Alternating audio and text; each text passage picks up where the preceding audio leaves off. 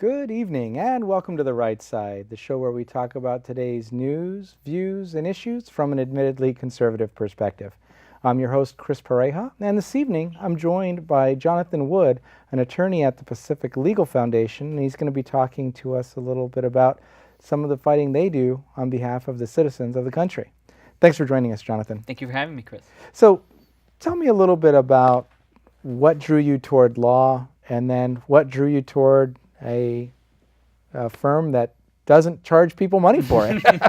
Well, I think it all started when I was about 10. My dad had this dream from as far back as I can remember. He had a rather large ranch in Texas that he wanted to develop and build small family homes. I remember when I was growing up, the house was just covered in drawings. He fancied himself an architect, so he'd actually draw out the homes he wanted to build. And when I was 10, he finally decided to see if he could pursue his dream, and he went to the county to see what would it take all the permits. He came back with a stack of documents that seemed almost as big as I was at the time, and became completely discouraged. And that's when I thought there should be people, lawyers or whoever, that could help people who want to pursue their dreams, who want to use their property and make a better life for themselves and their family. And that's what drew me into law and eventually to PLF, because I think that's what PLF does. It offers free representation to people who otherwise would have no choice but to give up. Okay. And I've been directly involved recently because of one of the suits that you're working on against an evil organization that's been built to collaborate against the Bay Area that they call Plan Bay Area. Mm-hmm. Tell us a little bit about that suit and what you're doing with it and how Pacific Legal Foundation got involved and how you're pursuing things. Okay.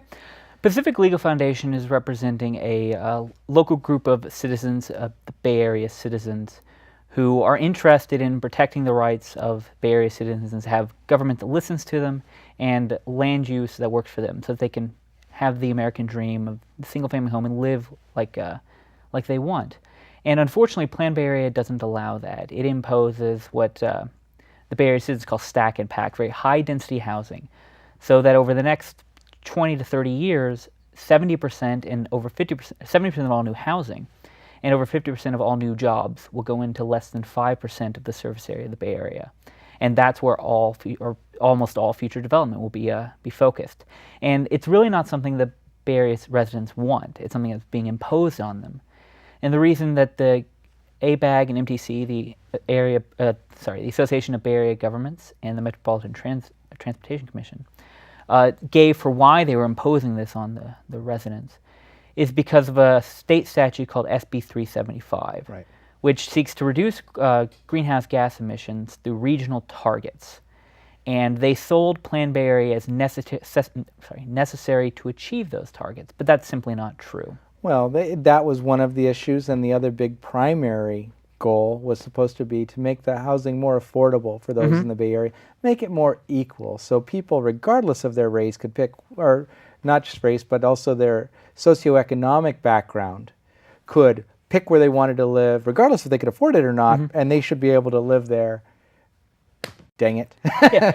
But unfortunately, it certainly doesn't do that by making it so that 95% of the Bay Area can't actually be developed. They're certainly not making it easier and cheaper for people to live where they want. Exactly my point. And their environmental impact report pointed out that the greenhouse gases would not go down according to their stated goal, and that the housing prices would still go up.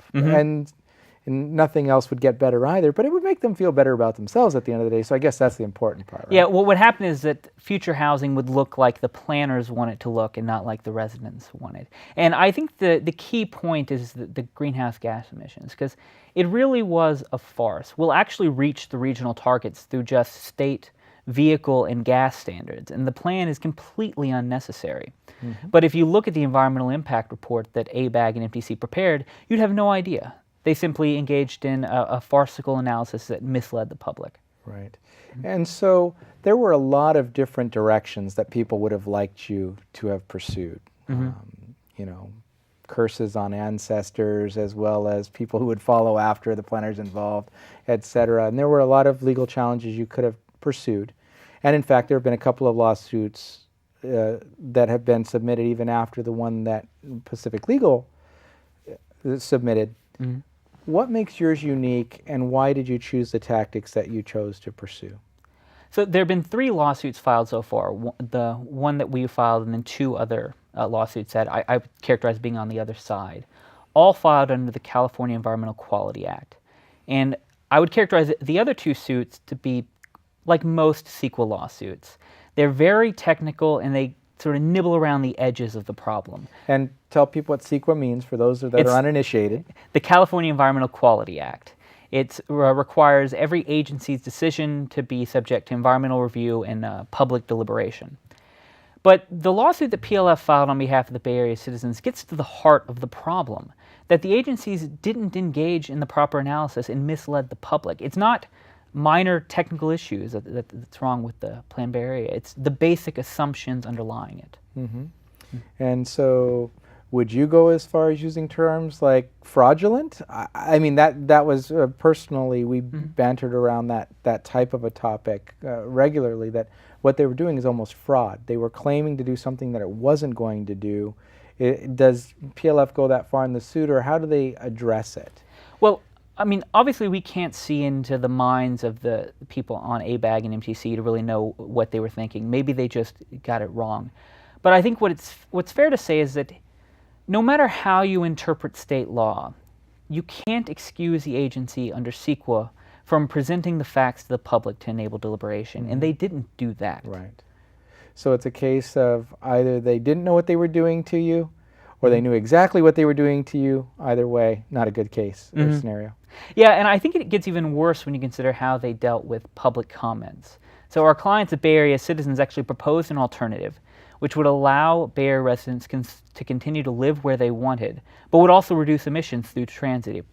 It suggested expanding bus services and lowering fares to low-income communities where residents' only other option is an old, very inefficient car.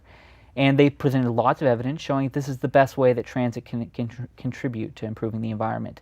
And they were completely ignored. ABAG and MTC claimed that they had already made up their mind on what alternatives they were going to consider before they invited public comments. And because the Bay Area citizens proposed their alternative in the public comments, they felt they had no need to pay attention. Yeah, those public comments are just inconvenient, especially when the citizens are right.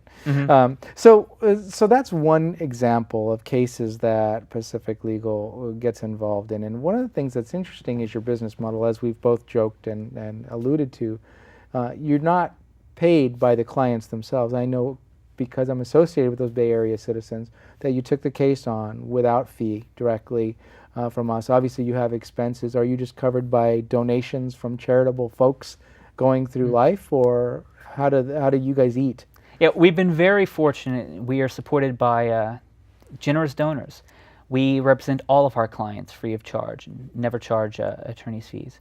And mostly our donations come from individuals who believe in PLF's mission, believe in property rights, believe in individual rights, and care about seeing that people are protected from their government.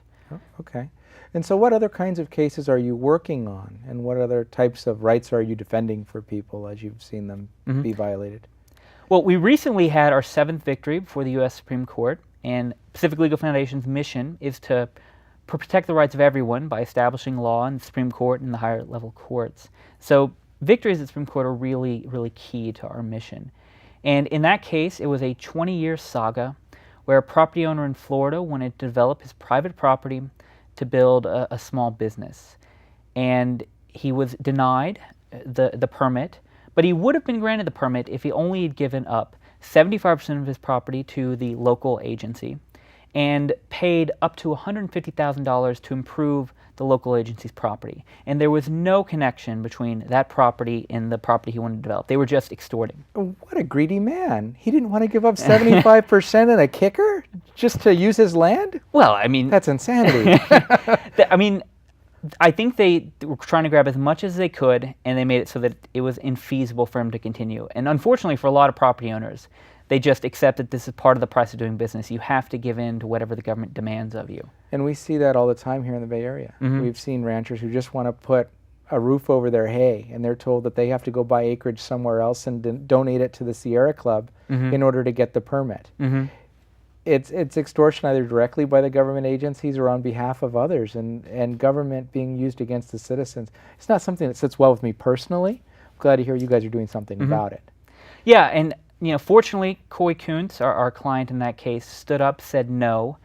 Unfortunately, he wasn't able to live long enough to see the victory because, as I said, it 20 took years. 20 years. But his widow and his son, we represented before the Supreme Court, and the court held that it doesn't matter what the government's demanding of you. The demands have to be connected to your development. They can't just look at you as a piggy bank. They can't extort whatever they want from you. And I think it's an important piece of law because states and agencies across the country were saying they could just take whatever money they wanted in exchange for permits. And they were basically selling your constitutional property rights back to you. Right, and like I said, it happens so often.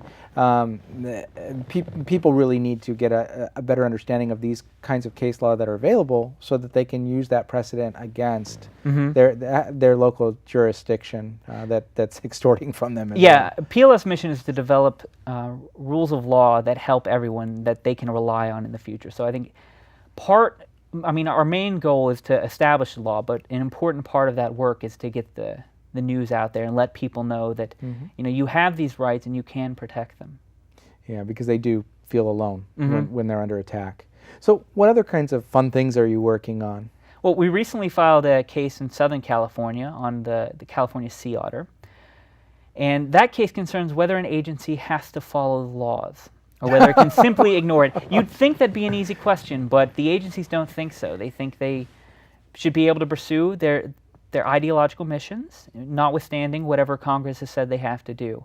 And there, in the 80s, Congress, in order to protect the sea otter, allowed the U.S. Fish and Wildlife Service to move sea otters onto one of the Channel Islands in exchange for establishing an area around it that sea otters wouldn't be allowed to expand to protect the local fishermen and the local fisheries. And it's clear Congress was really concerned about this, and they probably wouldn't have allowed the project to go forward if they couldn't find some way to protect this ecosystem and these industries. And last December, the U.S. Fish and Wildlife Service decided they were going to renege on the entire bargain, the compromise, and let the sea otter expand wherever they want. They'd start pursuing criminal prosecutions of any fishermen who accidentally harmed a sea otter while pursuing, their livelihood and the way they literally put food on all of our tables. If you could make that work on a national level, so even the federal government would enforce laws instead of ignoring them and everything else, that could be very interesting. Hopefully that's what's going to happen here. Very nice, very nice. So what other are there other cases that are notable that would be particularly relevant to some of the things that we've seen in the Bay Area or California as a whole? You guys are based out of Sacramento. Yes. But you fight things all over the country. Yeah, we are a national law firm that practices in every state trying to protect the everyday constitutional rights of ordinary Americans. But we do have a substantial practice in California, and we're particularly known for fighting the Coastal Commission. One of our primary victories in the late 80s was a victory against the Coastal Commission that established that it couldn't extort coastal property owners in exchange for permits, that if you want to develop your property, there has to be, and the government wants to demand something from you in exchange, there has to be a connection between that demand and the development you proposed. And we've been fighting ever since. The Coastal Commission has just completely ignored this ruling over and over and over again. We recently had a victory called the Marshall Tavern over in Tomales Bay, where a property owner wanted to renovate an old historic structure. It was the first building ever constructed in Marshall, in order to create a bed and breakfast so that people could go and visit the great resources of Tomales Bay. And the Coastal Commission looked at them like this was a chance to get whatever they wanted. They demanded half their property. They demanded that they construct a large public pier that would be so expensive that basically there was no way they could go through with their project. PLF was able to get involved, and thankfully, as shortly after we filed the complaint, the Coastal Commission backed down. Well, when they start to see your letterhead show up at the front door regularly, they probably know what they can expect, right? It's just easier to lay down and go away. So, obviously, if you're working based on donations as opposed to just chasing everything that comes through the door, where are you seeing the most complaints right now, or the most concerns from people? Maybe not even that you can pursue, but where do you see the biggest risks for property owners, or the biggest places they're under attack right now? I think the biggest problem for property owners is local land use, getting permission to use your property through permit requirements or getting various government approvals. And the main problem is you have to know your rights going in, because if you don't make clear that you're not going to give in, if you don't act quickly, it can become too late and you can lose. For example, in California, I think you have 30 to 60 days to initiate a lawsuit if the government violates your constitutional rights in the land use context. And most people don't know that. By the time they contact a lawyer and start to try to protect their rights, it's too late. So are there resources that people can use even before they come to you to make sure that they're not wasting their time or potentially yours, where they can figure out, are my rights really being violated? Are they asking for something unreasonable at the local planning department or planning commission? How do they know? I think one way to get a sense of that is to go to our website, pacificlegal.org, where you can see the kinds of cases we're litigating, seeing that you're probably not alone if you're having problems in the land use context. You can see the types of issues that we've been litigating and perhaps what you can do. Aside from that, it's probably not that easy to get information. The government doesn't give it to you because they look at it as adversarial. They're not trying to help you in any way. Right. Yeah, I'm just trying to figure out, because we do hear so many things from so many different directions. And in the Bay Area particularly, it seems that if you're on the wrong side of a planner, we hear stories about people who just want to convert an apartment building to condos so that they can sell them. And it may take them 5 to 7 years, and every time something happens, okay, now you've got to declare your driveway a street, and you've got to pay for all of the associated map work, and all of these different variables come popping along that people thought would be a relatively simple procedure. Not so much. Yeah, I think the unfortunate thing is most people think the government's just trying to do the best it can and wants to help them, wants to do whatever it can to make the process easy. And I don't think that's what happens. I think the government looks at it as leverage. If they can string you along, perhaps you'll run out of money, or you become unable to continue to defend yourself. You'll just have to give in. And I think they also play on ignorance, that if you don't know what your rights are, the government's not going to help you protect them. So if something smells funny, do research is pretty much the solution. And do it quickly. Okay. Yeah, I wouldn't. I think that 30 days is a relatively short amount of time. People, that's easily a back burner. Okay, this is going to be painful. I'll just get back to it, and by then your statute of limitations for doing anything basically is gone. Okay. Okay. Other tips, tricks, things that people can learn about, or other cases that would be examples for people to kind of watch out for that you guys have been working on? Well, I think a lot of the other areas where we're seeing problems are in environmental law, where my practice group. And I think the real problem there is that agencies run amok, like we have in the Sea Otter case. Agencies don't really see themselves constrained by the law, constrained by the Constitution, and don't really have a concern about constitutional rights.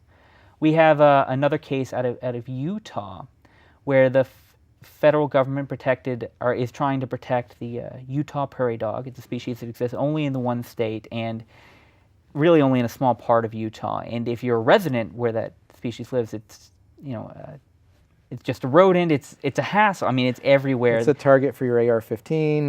Well, hopefully not that. That would be bad. But I mean, for the communities that are affected by this rodent, the costs are extreme. Right. And we're representing a county, a city, and a lot of residents in Cedar City, Utah, in their challenge to the government's refusal to listen to them and to respect their rights. I think what's most heartbreaking is the story of a woman who's part of the organization we represent, named Brenda Webster. Her husband died last year after spending years working on trying to solve the prairie dog problem. And she spent a great deal of time trying to find the perfect place for her late husband to rest, and chose the plot in the cemetery that she thought would be perfect. It has a great view of the mountain. She thought this is exactly where he would want to be. Shortly after he was buried, she discovered that prairie dogs had infected the cemetery. He couldn't get away from them, even dying. He couldn't get away from them. They dig through the cemetery, making it impossible for people to access grave sites. They threatened to desecrate graves because of the digging through the plots. And it's heartbreaking for her to see this happen, right, and to know that she's almost powerless. Right. thankfully PLF was able to step in and offer representation. And so we've just got a few minutes left, but I just have a question kind of out of right field or left field or wherever that they come from unexpectedly. What happens in situations like we hear about, for example, in Siskiyou County or in other parts of the state where salmon, as an example, coho salmon, whatever, show up on the land and people are getting fined up to $25,000 a pop if a dead salmon shows up on their land. And in some cases, these aren't even indigenous species. Do people have any right to fight just based on that, on something not being in the area that is being protected at such an extreme cost to them financially? Or is that something that they just have to grin and bear it? Well, I mean, it depends on, every case is different, so unfortunately there aren't clear rules here.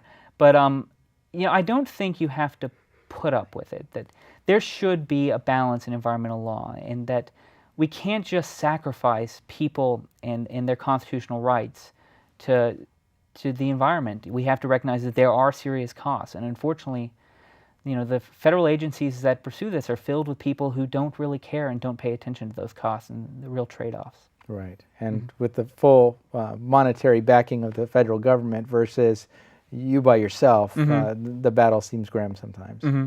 Okay. Yeah, I mean, it's even, oddly enough, a problem for the state. As I'm sure you've heard about the water project that the governor's proposing is being held up in part because of a tiny little fish called the Delta smelt.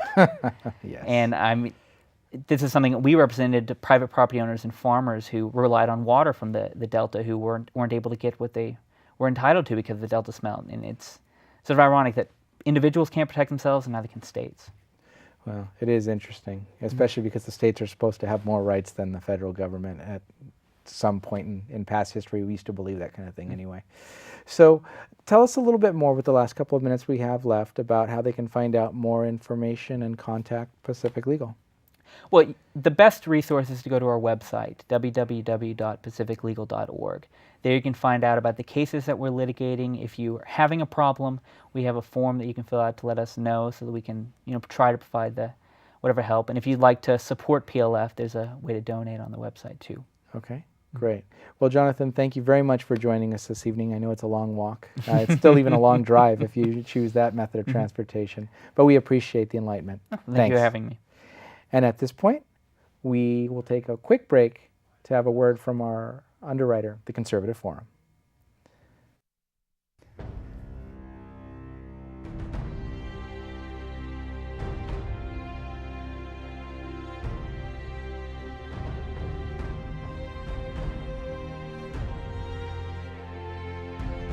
The Conservative Forum of Silicon Valley began with 20 conservatives meeting at a restaurant in November of 2003.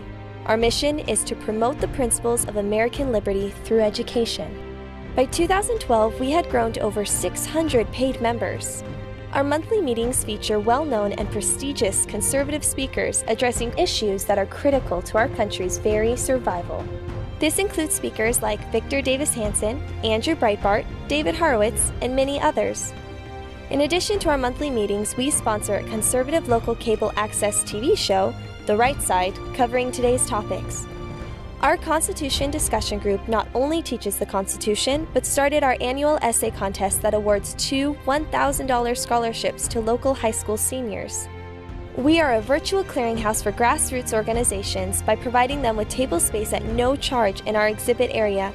There are typically a dozen groups represented. If you are like-minded, join us at our next meeting and become motivated and empowered. Liberty, made in America.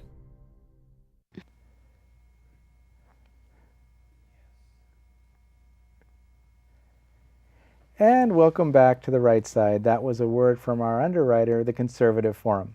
And while we appreciate them immensely for underwriting the show, we're actually not the thing that the forum is best known for. What they're best known for is their speaker series. For example, this evening at 432 Steerland Road here in Mountain View, about 3 minutes away, at the IFES Portuguese Hall, Elizabeth Nixon will be speaking. She's the author of Eco-Fascists, another property rights related topic. In October, Robert Spencer, the director of JihadWatch.com, will be speaking. And in November, Senator Jim DeMint, president of the Heritage Foundation, will be on deck. In December, Michael Ramirez, cartoonist and senior editor for Investor Business Daily. And January 7th, Evan Sayette. And then February 14th, the ever-popular Victor Davis Hanson. So if you need more information about the things happening at the Conservative Forum, you can find out more at theconservativeforum.com. As you know, here at the Right Side, we are very engaged in the property rights battles and educating you about what you can do to stand up for yourself, for your rights, for your neighbors, and for your local municipalities and state to really make sure that the people who've worked so hard for the things that they've earned and purchased have the right to use them in the way that they intended. Pacific Legal Foundation has done a great job going after municipalities and other violators of rights who may stand in the way of that proper use. But if you don't get a chance to get there right away, please do check out pacificlegal.org for more information. You'll find out about the suit that they're pursuing in Plan Bay Area, which I was heavily involved in, and disclaimer, honesty moment, I'm a big fan because they are enabling citizens who wouldn't normally have the resources to file suit in ways that will help us all. So please check them out.